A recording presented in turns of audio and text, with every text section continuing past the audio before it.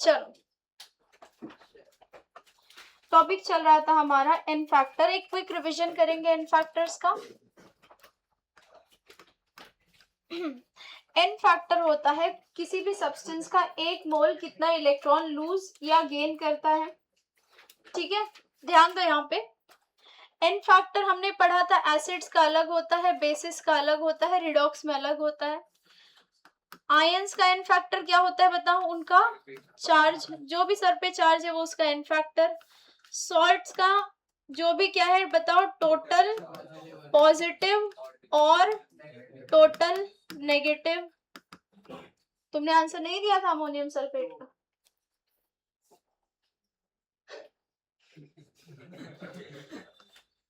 चलो ठीक है। देन उसके बाद एसिड्स में हमने देखा था कि एसिड्स में एन फैक्टर होता है बताओ? नंबर ऑफ एसिडिक, बोला करो पूरी बात बोला करो, नंबर ऑफ एसिडिक हाइड्रोजन। इसमें स्टार मार्क वाला पॉइंट क्या था कि फास्फोरस के एसिड में जितना ऑक्सीजन उससे एक कम acidic hydrogen. Phosphoric acid H3PO4 कितना एन फैक्टर? 3। H3PO2 कितना एन फैक्टर? 1। ठीक है, सो ये फास्फोरस के एसिड्स का बस आपको ध्यान रखना था। रिएक्शंस में एसिड का एन फैक्टर क्या होता है बताओ? Number of OH minus accepted बताओ पर मोल, पर मोल का ध्यान रखना है। फिर उसके बाद बेसिस में एन फैक्टर आपने पढ़ा था कि ये काफी सिंपल है। बताओ बेस में क्या था n factor? Number of OH minus produced. या अगर रिएक्शन में बात की जा रही है तो इन reaction number of H plus accepted per mole, पर मोल। उसके बाद हमने टॉपिक शुरू किया था n factor in redox. Redox में एन फैक्टर कैसे निकालते हैं ये हमने सीखा था। रिडॉक्स में एन फैक्टर निकालने में केस 1 हमने स्टार्ट किया था, when only one element changes oxidation number. Only one element changes oxidation number. इसमें हमारा सिंपल सा फॉर्मूला था जो हमने पहले भी सीखा था। क्या था बताओ? N factor is equals to बताओ change in oxidation number into number of atoms. यहाँ पे हमने KMnO4 का एन फैक्टर सीखा था और K2Cr2O7 का सीखा था। KMnO4 हमने पढ़ा कि ये होता है एक स्ट्रॉन्ग ऑक्सीडाइजिंग एजेंट, ध्यान रखना है इसे। ये स्ट्रॉन्ग ऑक्सीडाइजिंग एजेंट होता है और इम्पॉर्टेंट चीज कि ये अपना oxidising character, strong oxidising agent वाला जो नेचर है एसिडिक, बेसिक और न्यूट्रल तीनों में शो करेगा। एसिडिक में हमने इसका एन फैक्टर याद रखने का तरीका क्या रखा था? बैन 153। इम्पॉर्टेंट चीज ये भी है कि आप इनके एसिड, बेसिस और न्यूट्रल मीडियम में प्रोडक्ट्स याद रखना है आपको, क्योंकि कई रिएक्शंस में आपको मेंशन कर दिया जाता है कि KMnO4 इस रिएक्शन में जा रहा है या ऐसे सराउंडिंग में है। आपको खुद से ये क्लिक होना चाहिए कि अच्छा बेसिक सराउंडिंग में है, अल्कली के साथ KMnO4 है तो उसका प्रोडक्ट क्या बनेगा, और फिर उस प्रोडक्ट को फर्दर रिएक्ट कराता है। समझ में आ रही है बात? तो इसीलिए आपको प्रोडक्ट की इंफॉर्मेशन होनी चाहिए। बताओ हमने कर रखा है ये MnO4 minus converts to MnO which is Mn+2। कौन से मीडियम में? एसिडिक में। फिर MnO4 minus converts to MnO2 neutral, जिसमें कुछ भी चार्ज नहीं है। ये किस में बताओ? न्यूट्रल में। फिर MnO4 minus converts to MnO4 -2। हाँ या नहीं, ये करवाया था ना। ये कौन से में बताओ? बेसिक में। इधर ही से हमने एन फैक्टर निकाला था, बैन 153। ये प्रोडक्ट्स आप याद कर लेना, मस्ट रिमेंबर में रखना इसे। नेक्स्ट था हमारा K2Cr2O7 पोटेशियम डाइक्रोमेट। इसका ध्यान रखना है कि ये एसिडिक मीडियम में ही एक्ट करता है, स्ट्रॉन्ग ऑक्सीडाइजिंग एजेंट। अगर इसको बेसिक मीडियम में डाला, K2Cr2O7 को अगर आपने बेसिक मीडियम में डाला है तो वो किस में कन्वर्ट हो जाता है बताओ? ये भी ध्यान रखने वाली चीज है। इस स्टेटमेंट का भी काफी क्वेश्चंस में, जो लेंथी क्वेश्चंस होते हैं उसमें भी यूज होता है इसका। It converts to K2CrO4। अच्छा, इसका एन फैक्टर क्या है बताओ? 6 किया था ना हमने लास्ट लेक्चर में। इसका एन फैक्टर क्या है बताओ? 3। समझ में आ गई बात? चलो, फिर उसके बाद हमने अगला कौन सा किया था? अच्छा, यही लास्ट था।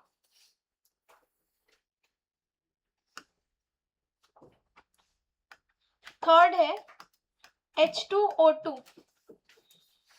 वो दोनों क्या थे? स्ट्रॉन्ग ऑक्सीडाइजिंग एजेंट थे। H2O2 का नेचर आप बता सकते हो क्या होगा? H2O2 सोच के बोलो। दोनों का काम कर सकता है ना, बीच वाला ऑक्सीडेशन नंबर है। तो it can either act as OA और RA depending upon the other species. अगर H2O2 कन्वर्ट हो रहा है H2O में, तो -1 से -2 इसका क्या हुआ बताओ? रिडक्शन। मतलब इसने किसकी तरह काम किया यहाँ पे बताओ? As a oxidising agent. N factor बताओ क्या होगा?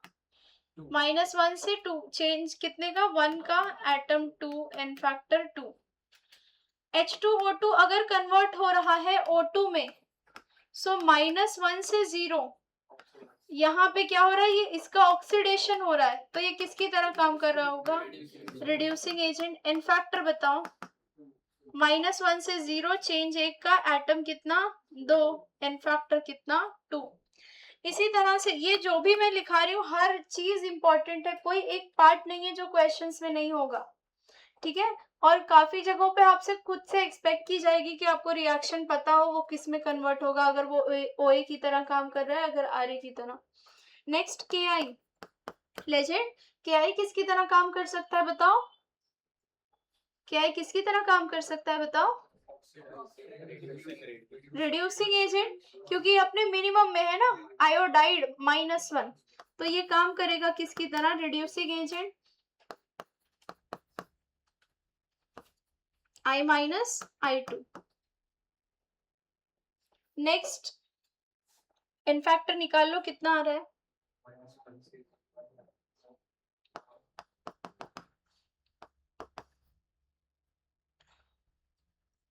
ऑक्सैलिक एसिड, ये भी काफी इंपॉर्टेंट होता है। H2C2O4। H2C2O4 ऑक्सैलेट आयन होता है, C2O4 2-। This is oxalic acid, काफी जगहों पे यूज होगा, बहुत इंपॉर्टेंट है ये भी। ये काम करता है मोस्टली रिड्यूसिंग एजेंट की तरह। आप रिएक्शन देखो यहाँ पे, H2C2O4 में कार्बन +3 में है, कन्वर्ट हो जाएगा CO2 में विच इज +4 में, तो it is acting as reducing agent. N factor बताओ क्या आ रहा है? चेंज 1 का, एटम 2, एन फैक्टर 2। लिख दो इसे।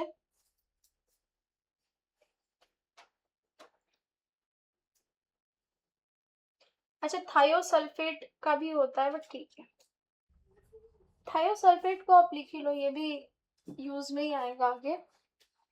ये क्या है? 6th है ना? 6th क्या होगा बताओ? S2O3 2-, तो सोडियम लगा दे, Na2S2O3 convert to Na2S4O6। Assign करो ऑक्सीडेशन नंबर। इस पे कितना आ रहा है? थायोसल्फेट पे, सल्फर पे कितना आ रहा है बताओ? +2। यहाँ पे कितना आ रहा है बताओ? +2.12 - 2, 10/4 कितना आ रहा है? +2.5। चेंज कितने का है बताओ? हाफ का। एटम कितना है बताओ? 2। एन फैक्टर कितना हुआ? 1।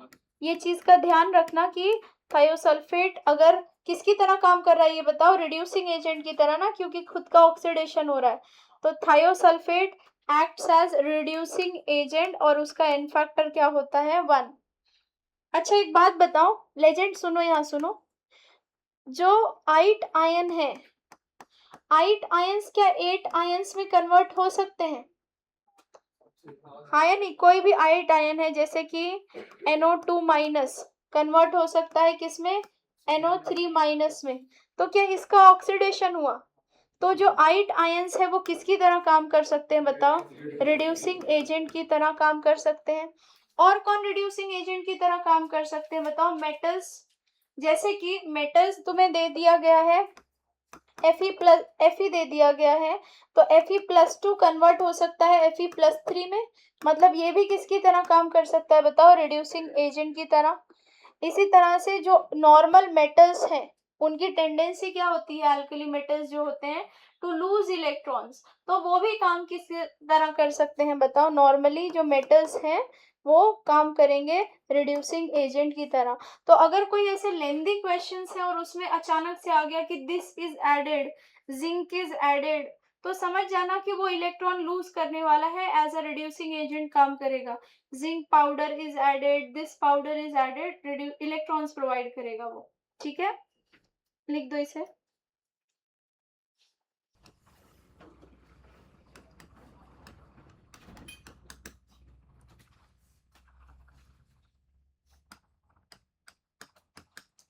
When more than one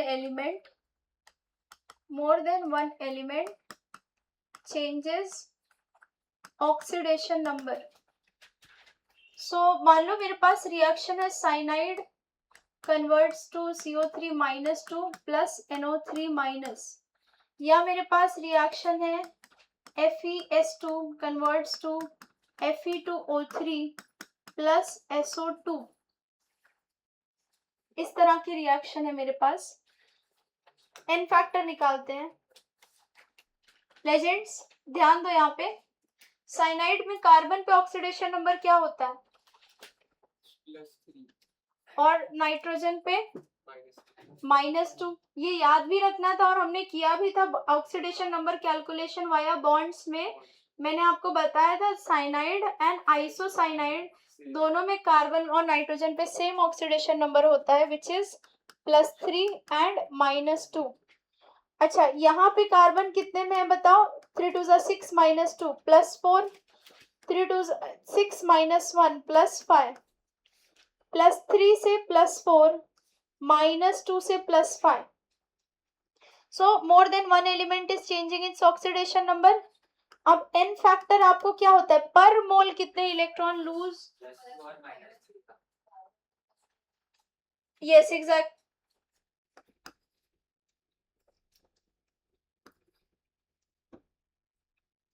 yes exactly. Nitrogen direct दिख रहा है ना, देख लो। +2 -3 है, CN-, 3 बॉन्ड की वजह से मोर इलेक्ट्रोनेगेटिव पे -3, लेस इलेक्ट्रोनेगेटिव पे कितना बताओ? +3, +3 -1 कार्बन पे, +2 नाइट्रोजन पे -3। ठीक है, हमने क्या लिखा है?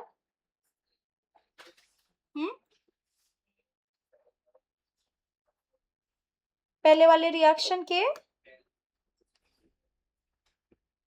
रुको रुको लिख रही हूँ, आ जाओ। सो कार्बन कहाँ पे है? +2 नाइट्रोजन -3। ध्यान रखो ये सारी चीजें, अब पढ़ा दिया गया, अब ये सब दिमाग में होनी चाहिए। एन फैक्टर क्या होता है? 1 मोल टोटल कितना इलेक्ट्रॉन लूज कर रहा है, या 1 मोल टोटल कितना इलेक्ट्रॉन गेन कर रहा है।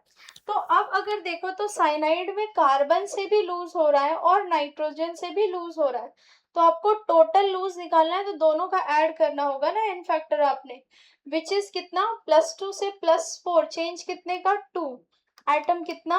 1, प्लस -3 से +5, चेंज कितने का? 8, एटम कितना? 1। तो टोटल एन फैक्टर तुम्हारा कितना आ रहा है? 10। चेक कर लेना। अच्छा, इसमें ऑक्सीडेशन नंबर असाइन करो। Fe कहाँ पे है? +2, और S किधर पे है? -1। ठीक है, दो सल्फर, एक सल्फर -1, दूसरा सल्फर -1। कैसे किया? इसको, इसके पैर पे जो नंबर है इसके सर पे, इसके पैर पे जो नंबर है दूसरे वाले के सर पे। समझ में आ रही है बात?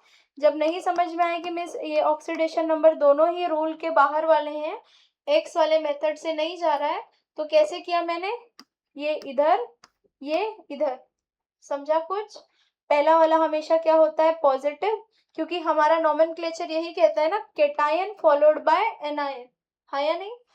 अब ऑक्सीडेशन नंबर असाइन करो, यहाँ पे Fe+3 में है, यहाँ सल्फर +4 में है, +2 से +3, -1 से +4 असाइन करो एन फैक्टर, +2 से +3 चेंज 1 का, एटम 1 प्लस -1 से +4 चेंज कितने का 5, एटम कितना 2, तो एन फैक्टर 11। तो हमारे पास एन फैक्टर कितना आ गया 11। पक्का चल रहे हो साथ में? कॉपी करो। तुमको क्या नहीं दिख रहा था बताओ? हो गया?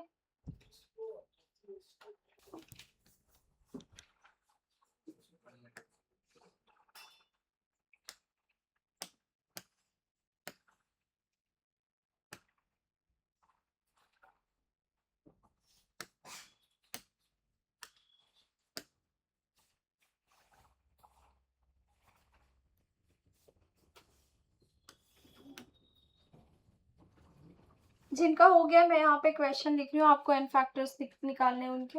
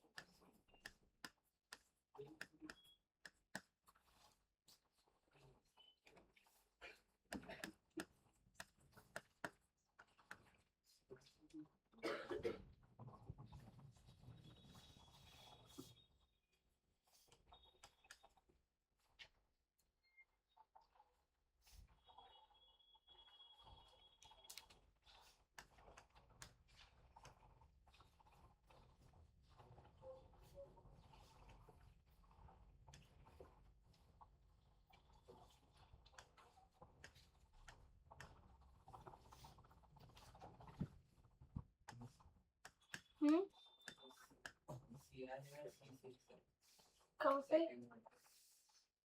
CR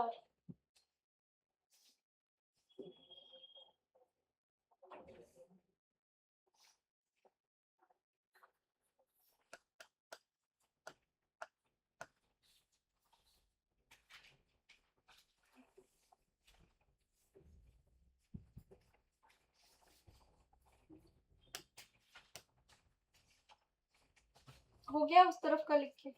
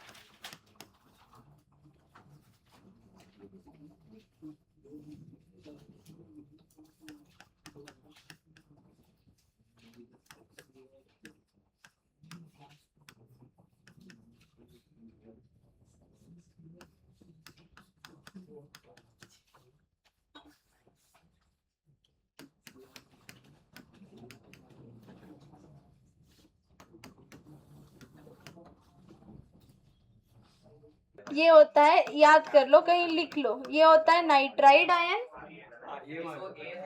और जब ये N3 सर पे, 1 मिनट बस, 1 मिनट, 1 मिनट। हाँ, AsO3। पेन नीचे रखो, रखो, अब नहीं आएगा, मान लो एग्जाम में नहीं आएगा, छोड़ो, जाने दो, रखो पेन। अरे तुम लोग इनफाइनाइट टाइम तक करते रहोगे नहीं तो। सुनो, CO3P 11, CrI3 27, FeCN6 4 minus 61। कितने लोगों का सेम आया है? पीछे क्या हालात है, कोई भी नहीं। चलो ठीक है, As2S3 28, PbN3 twice 34, 28 एंड 34 कितने लोगों का आया है? ये ड्रास्टिक डिक्रीज। चलो, As2S5 36, 36, then FeCN6 3 minus 59। चलो नीचे से सॉल्व करेंगे हम, यहाँ से। बेल, पेन रखो, पेन रखो। लास्ट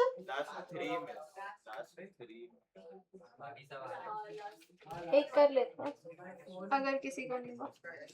चलो रखो, पेन रखो, पेन नीचे होनी चाहिए।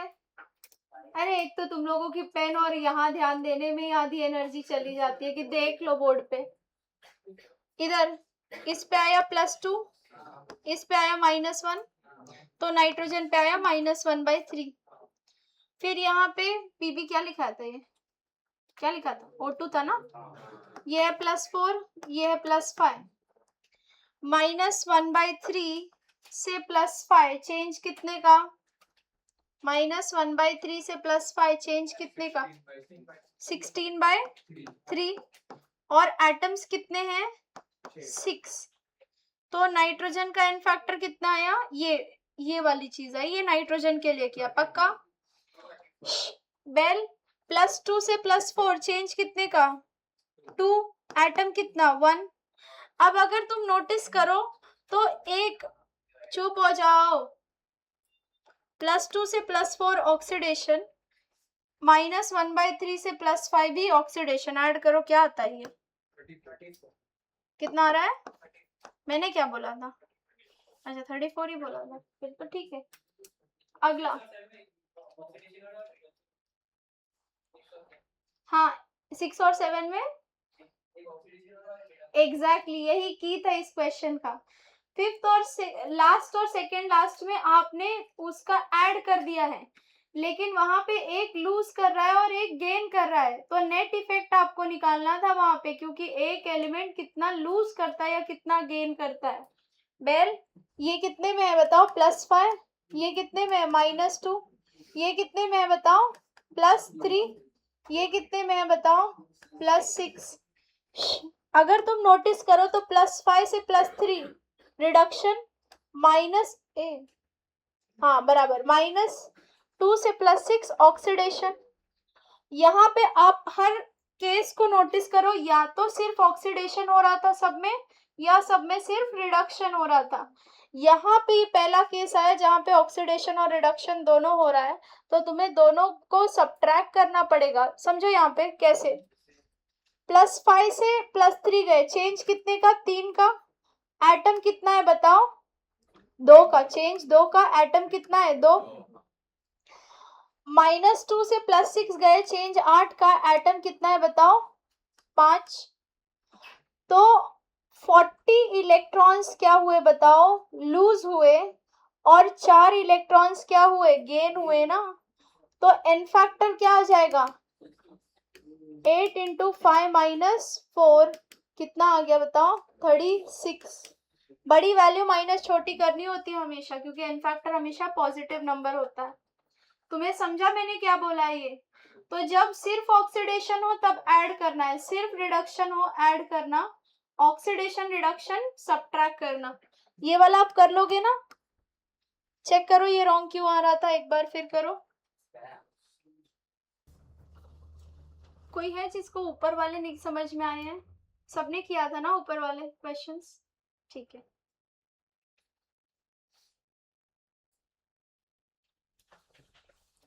चलो नेक्स्ट हेडिंग है हमारी।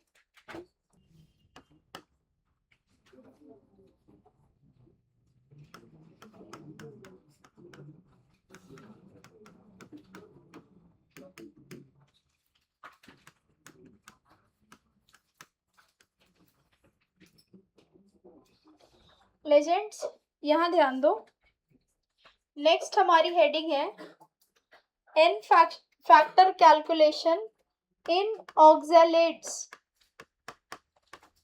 ऑक्सैलेट आयन क्या होता है, पेन रखो, C2O4 -2, इसे बोलते हैं ऑक्सैलेट आयन। अब ऑक्सैलेट आयन सॉल्ट भी बना सकता है, एसिड भी बना सकता है, विच इज H2C2O4 अगर हो जाए तो H2C2O4 क्या हो जाएगा, ऑक्सैलिक एसिड। अब इसमें दो एसिडिक हाइड्रोजन है, हाँ या नहीं? तो ये सॉल्ट्स भी बना सकता है, क्या बना सकता है बताओ, Na2HPO4 ये बना सकता है, Na2HPO4 कहाँ पहुंच गया, Na2C2O4 या NaHC2O4, ये क्या हो गया, एक सॉल्ट है, सॉल्ट है, सिंपल सॉल्ट, और ये एक क्या है, एक एसिडिक सॉल्ट है। इसी तरह से जो एलिमेंट्स है सच एज लेड, लेड +2 के साथ भी ये बना सकता है, PbC2O4, हाँ या नहीं? क्योंकि इसके -2 को लेड के +2 ने क्या कर दिया, लेड +2 में एग्जिस्ट करता है ना। इसी तरह से मैं बना सकती हूँ, टिन भी तो +2 में होता है, तो इसके -2 को SnC2O4, ये भी तो कर सकते हैं, या Fe भी तो +2 में होता है, Fe, यस, FeC2O4, या Fe+3 वाला अगर मुझे बनाना है तो Fe3 और C2O4 2, तो क्या बनेगा बताओ, Fe2C2O4 C2O4 थ्राइस। अब समझो मेरी बात, तुम इन्हें गौर से देखो तो तुम्हें क्लियर दिख रहा है कि मिस ये एक नॉर्मल सॉल्ट की तरह भी बिहेव कर सकते हैं और एसिड की तरह भी बिहेव कर सकते हैं, मतलब ये रिडॉक्स, नॉर्मल सॉल्ट हटा दो, ये रिडॉक्स में भी पार्टिसिपेट कर सकते हैं और एसिड बेस न्यूट्रलाइजेशन में भी पार्टिसिपेट कर सकते हैं। क्योंकि दो एसिडिक हाइड्रोजन है तो पक्की बात ये एसिड की तरह बिहेव कर सकता है, मतलब न्यूट्रलाइजेशन रिएक्शंस में पार्टिसिपेट कर सकता है। एंड इफ यू नोटिस यहाँ पे क्या C2O4 2- है, और अभी हमने देखा कि ऑक्सैलेट आयन रिड्यूसिंग एजेंट की तरह काम कर सकता है, मतलब ये रिडॉक्स रिएक्शंस में भी पार्टिसिपेट कर सकता है। तो हमने क्या देखा कि ये रिडॉक्स में पार्टिसिपेट कर सकता है, एसिड बेस में भी पार्टिसिपेट करेगा। एन फैक्टर इसका अलग होगा रिडॉक्स में, ऑक्सैलेट्स का एन फैक्टर जब वो रिडॉक्स में पार्टिसिपेट करते हैं तो अलग तरीके से निकलता है, एसिड बेस न्यूट्रलाइजेशन में पार्टिसिपेट करते हैं तो अलग होता है। जब वो एसिड बेस न्यूट्रलाइजेशन में पार्टिसिपेट करते हैं तो उनका एन फैक्टर होता है नंबर ऑफ H+, जो H+ दिख रहे हैं आपको वही उसका एन फैक्टर हो जाएगा। रिडॉक्स में क्या होता है n factor, number of carbon atoms plus change in oxidation number of metal, ठीक है, number of carbon atoms plus change in oxidation number of metal. Confuse नहीं होना है, हम करेंगे यहाँ पे। हम शुरू करते हैं, हमारे पास है H2C2O4, तुम श्योर हो कि मिस ये रिडॉक्स में भी जा सकता है, एसिड बेस टाइट्रेशन में भी जा सकता है? बताओ एसिड बेस टाइट्रेशन में एन फैक्टर क्या होगा, नंबर ऑफ H+, कितने हैं, 2, एन फैक्टर कितना, 2। रिडॉक्स में देखते हैं n factor, number of carbon atoms कितने, 2, plus change in oxidation number of metal, is there any metal, तो यहाँ पे एन फैक्टर कितना 2। मान लो मेरे पास है NaHC2O4 डॉट SnC2O4, ये है मेरे पास। अगेन एसिड बेस में भी पार्टिसिपेट कर सकता है, रिडॉक्स में भी पार्टिसिपेट कर सकता है। बहुत इंपॉर्टेंट चीज पढ़ा रही हूँ, सच बता रही हूँ, उड़ जाता है लोग इसी एन फैक्टर को, कुछ भी गोल गोल हरकतें करके आते हैं, उन्हें वो पता भी नहीं होता है कि ऐसा ऑक्सलेट्स का भी एन फैक्टर अलग होता है। तो जो भी पढ़ा रही हूँ इंपॉर्टेंट ही है। रिडॉक्स में तो आप बता सकते हो क्या होगा, बताओ। Number of carbon atom 4, change in oxidation number of metal,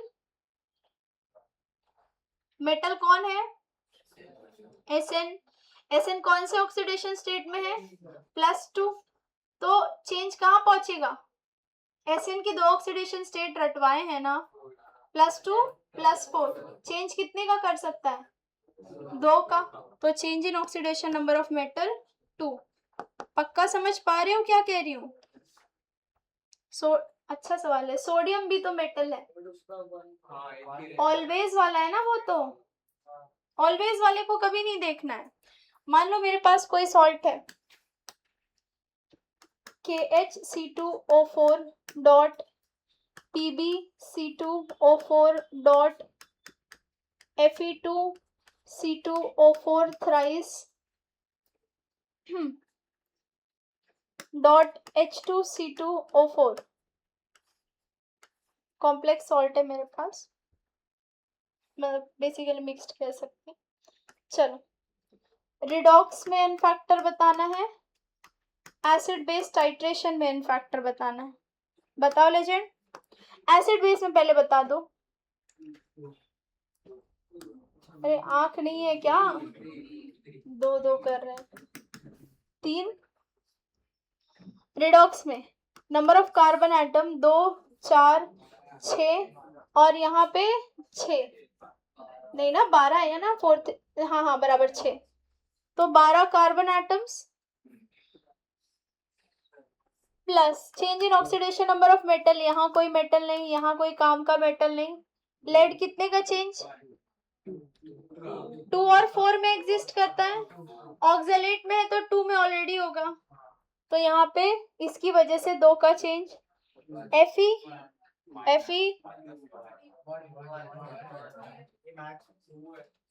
Fe no change show करेगा, ऑलरेडी वो कहाँ है +3 में है, ठीक है +3 में है, समझ पा रहे हो। रिड्यूसिंग एजेंट का काम करेंगे ना, ये रिड्यूसिंग एजेंट का काम करना मतलब खुद के ऑक्सीडेशन नंबर को बढ़ाना। Fe और कहाँ बढ़ा के ले जाएगा, Fe +3 से +4 थोड़ी पहुंच जाएगा, इसीलिए पर्पसली ऐड किया था ये चीज। Fe को कंसिडर नहीं करोगे, कितना आ गया 14। अगर मेरे पास है FeC2O4 डॉट, ठीक है कुछ तो एक SnC2O4, एसिड बेस टाइट्रेशन में एन फैक्टर बताओ 0, रिडॉक्स टाइट्रेशन में एन फैक्टर बताओ 4 + 7, ये SN2 का चेंज करेगा, Fe +2 से +3 1 का चेंज करेगा, तो 4 + 3 7। अच्छा ऐसे तो नहीं है ना कि मैं ही बोल के खुश हो रही हूँ, पहुंच रहा है ना क्या हो रहा है। मेटल का कितना चेंज है ये कैसे पता चलेगा, मैंने आपको बताया था Fe के +2 +3 होते हैं, Sn का +2 +4 होता है, उस हिसाब से देखना है, ठीक है कॉपी करो।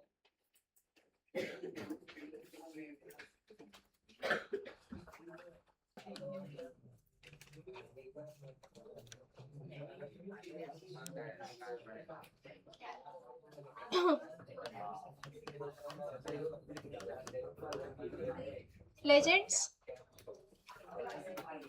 ये रिएक्शन एक डिस्प्रोपोर्शनेशन रिएक्शन है। डिस्प्रोपोर्शनेशन में आपको ध्यान रखना है एन फैक्टर अलग तरीके से निकलता है, 1/NF is equals to 1/NO plus 1/NR, which is, इसका एन फैक्टर यहाँ पे देखो -1 से -2, ये क्या हो रहा है बताओ, रिडक्शन, -1 से 0 ऑक्सीडेशन। तो अगर तुम्हें H2O2 का एन फैक्टर कभी पूछा जाए तो तुम्हें क्या करना होगा, यहाँ NO है n factor of oxidation step, oxidation, NR है NF ऑफ रिडक्शन स्टेप। तो करो आप यहाँ पे सॉल्व करो, हमें मान लो H2O2 का एन फैक्टर निकालना है, तो 1/NF oxidation step which is -1 से 0, चेंज कितने का है बताओ, NO निकालो, -1 से 0 चेंज 1 का, एटम कितना 2, तो n factor 2, reduction step NR -1 से -2 चेंज 1, एटम 2, एन फैक्टर कितना 2, सो 1/NO प्लस 1/NR, सो एन फैक्टर कितना आया 1। सो इस चीज को ध्यान रखना है आपने। अच्छा एक चीज और ध्यान देनी है, मैंने आपको एक रिएक्शन दिखाई थी इंटरमोलिक्यूलर रेडॉक्स के एग्जांपल में, sulphur H2S plus SO2 gives क्या था बताओ, S plus H2O। If you notice ये -2 + 4 0, क्या ये तुम्हें डिस्प्रपोर्शनेशन का उल्टा नहीं दिख रहा है? डिस्प्रपोर्शन में एक oxidation state of the element वो चेंज होके बन जाते हैं दो different oxidation state of the same element. यहाँ दो डिफरेंट ऑक्सीडेशन स्टेट से एक ही ऑक्सीडेशन स्टेट आ जाता है, तो ये ऑपोजिट है, इसीलिए इसे कहा जाता है कॉन प्रपोर्शनेशन। Cone proportionation. अच्छा सुनो, यहाँ क्या मैंने बताया था, यहाँ ये रिएक्शन में जो सल्फर है, क्वालिटेटिव एनालिसिस ऑफ सल्फर के उसमें यूज होता है येलो टर्बिडिटी। फिर ठीक है, ये लिखो, मैं यहाँ पे कुछ क्वेश्चंस लिख रही हूँ, आपको वो सॉल्व करना है, एन फैक्टर निकालना है।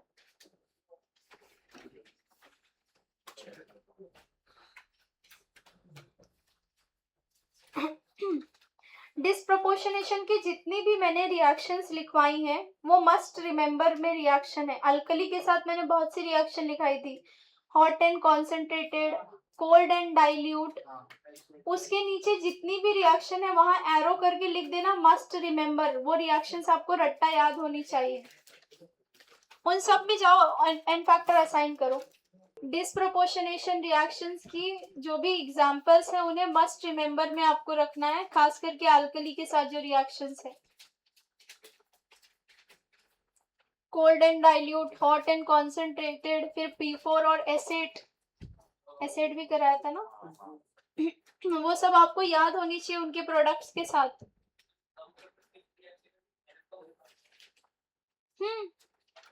कॉन प्रपोर्शनेशन में रिवर्स में वो फॉर्मूला है, मतलब इसके NF का वो फॉर्मूला है, इसका NF तो नॉर्मल ही निकलेगा ना, -2 से कहाँ जा रहा है 0, इसका NF भी नॉर्मल ही निकलेगा +4 से 0, इसका 2 दिख रहा है ना, -0 से +4, 0 से -2, तो इसके लिए डिस्प्रपोर्शनेशन वाला फॉर्मूला लगेगा।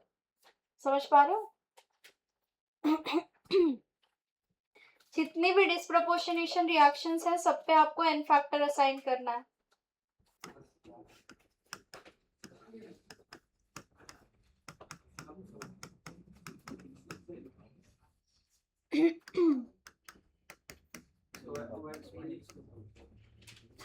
OX minus, yes, yes.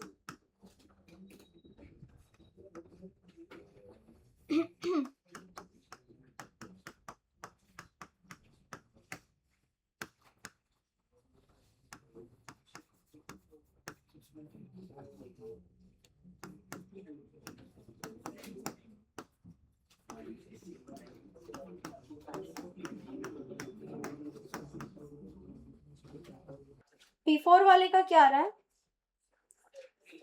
3, P4 वाले का 3 आ रहा होगा, एसिड वाले का 8। पहले ऑक्सीडेशन नंबर असाइन कर दो, फिर उसके बाद n factor of oxidation step निकाल लो, n factor of reduction step निकाल लो, फिर फॉर्मूला में अप्लाई करो।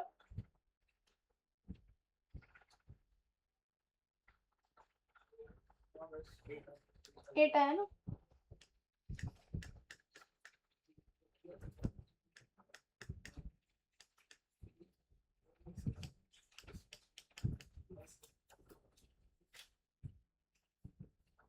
P4 वाले का कितना आ रहा है? 3 आ रहा है ना?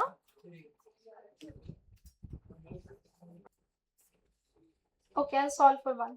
जिन बच्चों को नहीं समझ में आ रहा है, मैं एक फिर से कर रही हूँ, आप फिर दूसरा और तीसरा करना। हमारा फॉर्मूला क्या होता है? 1/nf, जो डिस्प्रोपोर्शनेशन में जा रहा है उसका 1/nf is equals to 1/n factor of oxidation plus 1/n factor of reduction. N factor of oxidation, n factor of reduction निकाल लो। 0 से +1 ऑक्सीडेशन, 0 से -1 रिडक्शन। निकाल लो एन फैक्टर ऑक्सीडेशन स्टेप का। NO इज इक्वल्स टू 0 से +1 change 1 का atom कितना? 2, एन फैक्टर 2। 0 से -1 NR निकाल लो, 0 से -1 चेंज कितने का? 1 का एटम कितना? 2, एन फैक्टर 2। हाँ या नहीं? फिर उसके बाद 1/2 प्लस 1/2 1, सेम इसमें ऑक्सीडेशन नंबर असाइन करो। फिर उसके बाद NO निकाल लो, NR निकाल लो, फॉर्मूला में सब्स्टिट्यूट कर दो।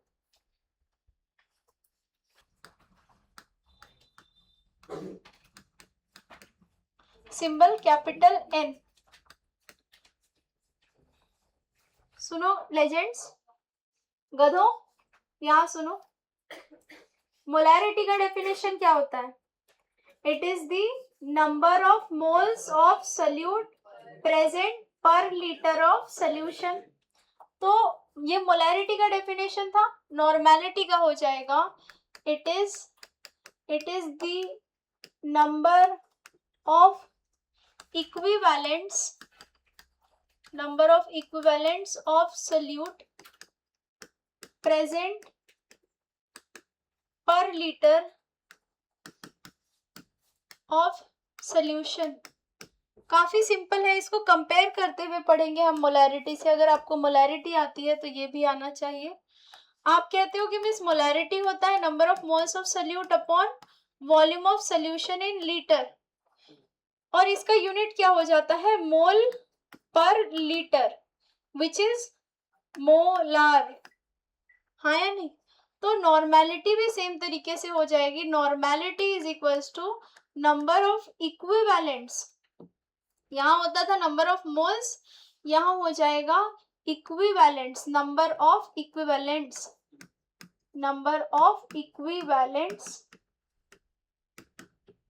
Of solute upon volume of solution in litre.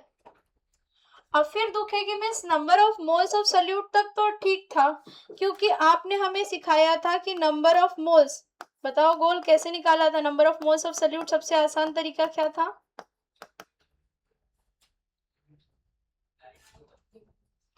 Mass upon molar mass upon molar मास, ऐसे ही तो करते थे।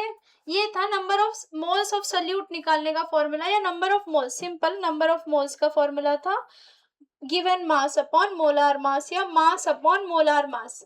तो इसी तरह से नंबर ऑफ इक्विवेलेंट्स निकालने का फॉर्मूला हो जाएगा मास अपॉन इक्विवेलेंट मास या इक्विवेलेंट वेट। अब फिर तुम्हें इक्विवेलेंट वेट तो पता होता है, क्या है बताओ? Very good. इक्विवेलेंट वेट तुम्हें पता होता है कि मिस आपने पढ़ा है equivalent weight E is equals to molar mass या atomic weight upon n factor. हाँ या नहीं? सो इसे फर्दर लिख सकते हैं W upon molar mass upon n factor into हो जाएगा। क्या चल रहे हो साथ में? तो क्या मैं यहाँ पे नंबर ऑफ इक्विवेलेंट्स को मोल्स इंटू एन फैक्टर भी कह सकती हूँ। मैं बता रही हूँ सबसे इंपॉर्टेंट चीज पूरे फिजिकल की ये है, नंबर ऑफ इक्विवेलेंट्स निकालना। कोई रिएक्शन बैलेंस करने की जरूरत नहीं पड़ेगी, अगर तुम मतलब करनी पड़ेगी लेकिन बहुत आसान हो जाएगा तुम्हारा डील करना चीजों में, जो सिली एरर्स होते हैं वो एरर्स रिड्यूस हो जाएंगे। सो नंबर ऑफ इक्विवेलेंट्स का फॉर्मूला क्या है बताओ, मोल्स इनटू एन फैक्टर।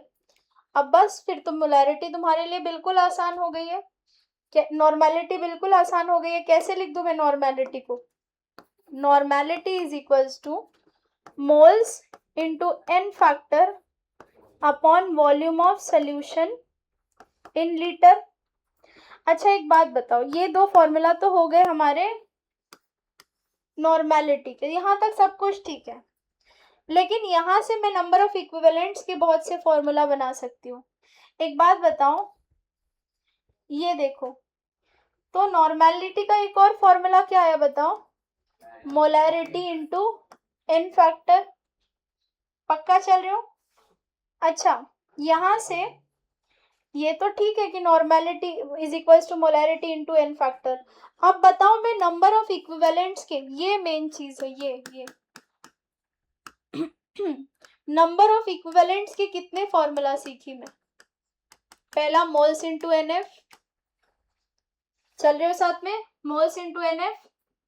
दूसरा नॉर्मेलिटी इंटू वॉल्यूम, भेजो इसको यहाँ पे, नॉर्मेलिटी इंटू वॉल्यूम। पक्का? नॉर्मेलिटी की जगह क्या मोलैरिटी इंटू एन फैक्टर भी लिख सकती हूँ, तो नॉर्मेलिटी की जगह पे मैंने क्या लिखा, molarity into n factor, volume as it is पड़ा है। तो इक्विवेलेंट्स के कितने फॉर्मूला मिले मुझे, 3, moles into n f, normality into volume, molarity into volume into n factor. उड़ गया क्या? मैं फिर से समराइज कर रही हूँ, कहाँ जल्दी है जाने की, रुक जाओ 1 मिनट रुक जाओ, सुनो यहाँ। सो नॉर्मेलिटी होता है, जैसे मोलैरिटी होता है number of moles of solute upon volume of solution in litre, उसी तरह नॉर्मेलिटी क्या होता है, number of equivalent upon volume of solution in litre.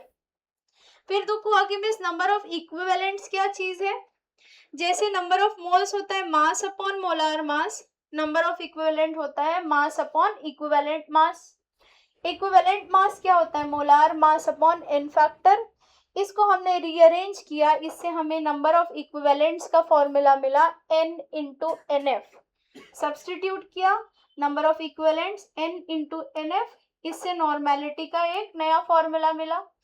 NF दुनिया के किसी इतनी डिटेल में एन फैक्टर पढ़ाया है गधों, अगर गलती से भी गड़बड़ कर दी तो डूब मरना, बॉटल खोलना उसी में छलांग मार देना। सुने, n into n f, n f दुनिया की किसी भी सब्सटेंस का निकालने आ गया, रिडॉक्स हो, सॉल्ट हो, आयन हो, कुछ हो, एन फैक्टर आ गया। मोल्स तो बचपन से निकाल रहे हैं हम, तो नॉर्मेलिटी निकालना आ गया है। इससे इक्विवेलेंट्स के हमें फॉर्मूला मिल गए, पहला कौन सा, normality into volume is equals to number of equivalents, दूसरा moles into n factor is equals to number of equivalents, और तीसरा जब हम नॉर्मेलिटी को क्या लिख दें बताओ, molarity into n factor, normality की जगह क्या लिख दिया, मोलैरिटी इनटू एन फैक्टर, तो एक तीसरा फॉर्मूला भी मिल गया। इस फॉर्मूले को पूरा बॉक्स में लिख के, वेरी वेरी वेरी इंपॉर्टेंट,